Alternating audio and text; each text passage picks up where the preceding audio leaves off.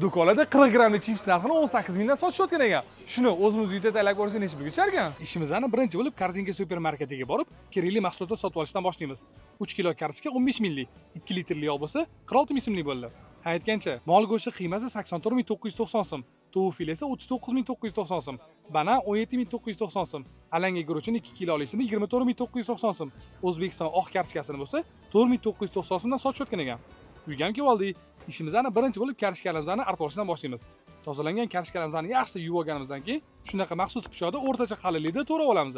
To'ralgan kartoshkalarni 30 daqiqa muzday suvda ushlaymiz. Undan keyin qaynab turgan suvga 2-3 daqiqaga solib olamiz. Bu ishimizning eng muhim joyi hisoblanadi.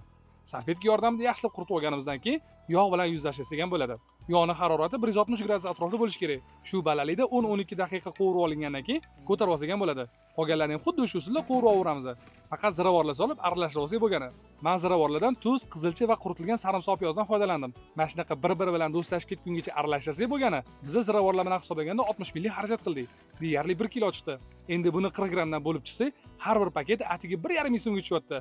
Bu do'konnikidan deyarli 12 barobar arzon degani. To'g'ri, do'konnikidek emas-u, lekin mazali. Aytgancha, albatta siz ham Korzinkaga kelib, unumli xaridlarni amalga oshiring.